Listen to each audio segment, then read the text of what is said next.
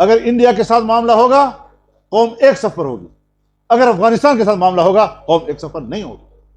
سرحدیں روک دی ہیں، ہزاروں گاڑیاں مال لی ہوئی ادھر کھڑی ہیں، ہزاروں ادھر کھڑی ہیں، عوام کا مال تباہ و برباد ہو رہا ہے، سرحد پر وہاں ٹینشن پیدا کر دی گئی ہے۔ ہمیں افغانستان کے حوالے سے سوچنا ہوگا کہ پاکستان بحیثیت ریاست کے اس نے افغانستان کے ساتھ اپنے سفارتی تعلقات بہتر کیوں نہیں بنائے؟ ملک کے ساتھ سب وفادار ہیں، لیکن ہمیں تجزیہ کرنا چاہیے۔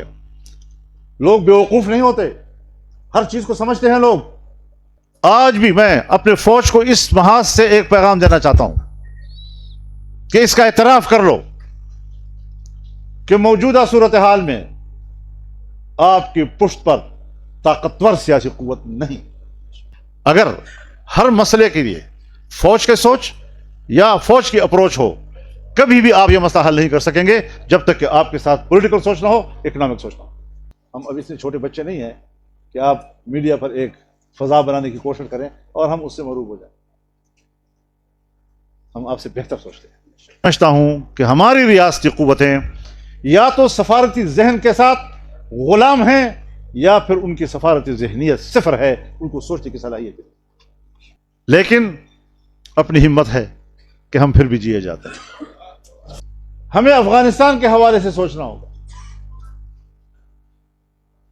کہ پاکستان بحیثیت ریاست کے اس نے افغانستان کے ساتھ اپنے سفارتی تعلقات بہتر کیوں نہیں بنائے؟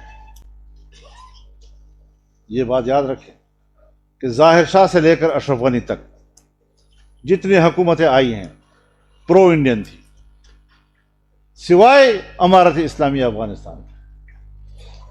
اگر ہم کوئی سیاست جانتے، اگر ہم کوئی سفارت جانتے، اگر ہم کوئی اپنا ملکی مفاد جانتے تو آج افغانستان کو ایک پرو پاکستان افغانستان ہونا چاہیے تھا۔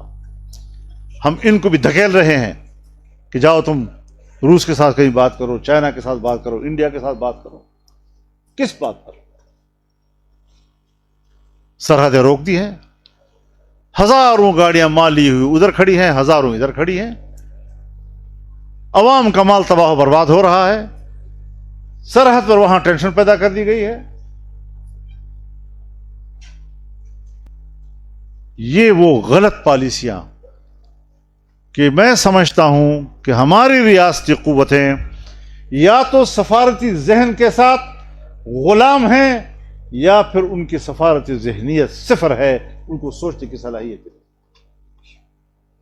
اور میں نے تو ان کو کمیٹی میں کہا ہے کہ جناب اگر ہر مسئلے کے لیے فوج کے سوچ یا فوج کی اپروچ ہو، کبھی بھی آپ یہ مسئلہ حل نہیں کر سکیں گے جب تک کہ آپ کے ساتھ پولیٹیکل سوچ نہ ہو، اکنامک سوچ نہ ہو۔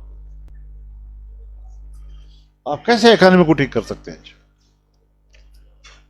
انڈیا کی اکانومی اوپر جا رہی ہے، چائنا کی اکانومی اوپر جا رہی ہے، بنگلہ دیش کی اکانومی اوپر جا رہی ہے، انڈونیشیا کی اوپر جا رہی ہے، ملائیشیا کی اوپر جا رہی ہے، افغانستان کی اوپر جا رہی ہے، ایران کی اوپر جا رہی ہے، اور ان سب کے بیچ میں صرف پاکستان کی اکانومی گر رہی۔ کیوں؟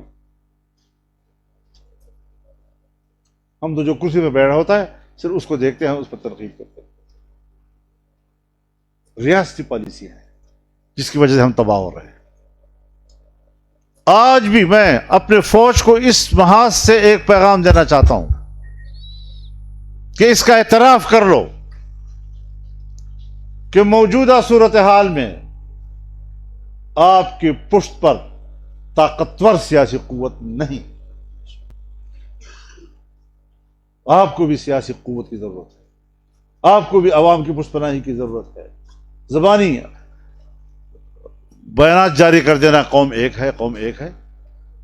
اب جب ہمیں انڈیا نے چھیڑ دیا اور ادھر سے معاملات خراب ہو گئے، آپ دیکھ رہے ہیں کہ آج پوری قوم ایک صف پہ، ملک کی دفاع کے لیے ایک ایک مجاہد تیار ہے، ایک ایک پاکستانی مجاہد بن گیا ہے۔ ملک کے ساتھ سب وفادار ہیں، لیکن ہمیں تجزیہ کرنا چاہیے۔ لوگ بیوقوف نہیں ہوتے، ہر چیز کو سمجھتے ہیں لوگ۔ اگر انڈیا کے ساتھ معاملہ ہوگا قوم ایک صف پر ہوگی، اگر افغانستان کے ساتھ معاملہ ہوگا قوم ایک صف پر نہیں ہوگی۔ سیدھی بات ہے. اس چیز کو ذرا جانچنا چاہیے, تجزیہ کرو اس بات کا. دونوں کے پس منظر مختلف ہے, دونوں کی زمینی صورتحال مختلف ہے. سو وہ بھی دیکھا, سو یہ بھی دیکھا. آج کشمیر کے مسئلے پر انڈیا کی دھمکیوں کے بعد پوری قوم ایک ہے. لیکن کیا یہ سوچ افغانستان کے ساتھ معاملات بگاڑنے کے وقت بھی موجود تھے؟ نہیں. تو کچھ ذرا سوچ سمجھ کر موقف اختیار کیا جائے.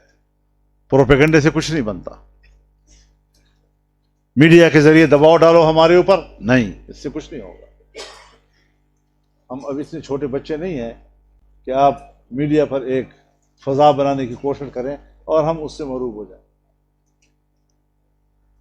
ہم آپ سے بہتر سوچتے ہیں, ہماری اپروچ آپ سے بہتر ہے, معاملات تک رسائی آپ سے ہماری بہتر ہے.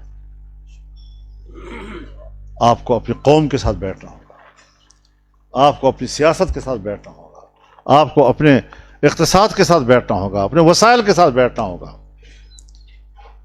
تب جا کر ہم وہ ملک حاصل کر سکیں گے کہ جس کے لیے مولانا سمیع الحق نے بھی جان دی, مولانا حمید الحق نے بھی جان دی. حملے ہم سب پہ ہوئے ہیں, کوئی بچا تو نہیں ہم میں سے. 3 خودکش تو میرے اوپر ہوئے ہیں, 2-3 میرے گھر پہ ہوئے ہیں. لیکن اپنی ہمت ہے کہ ہم پھر بھی جیے جاتے ہیں.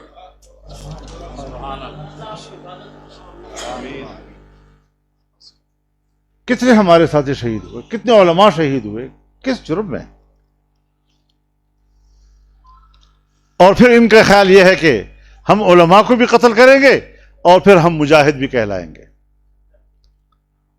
تو میرا موقف واضح ہے کہ جس عالم دین کو میں نے شہید کہنا ہے اس کے قاتل کو میں مجاہد نہیں کہتا. یہ دہشت گرد ہیں, یہ سفاک ہیں, یہ قاتل ہیں.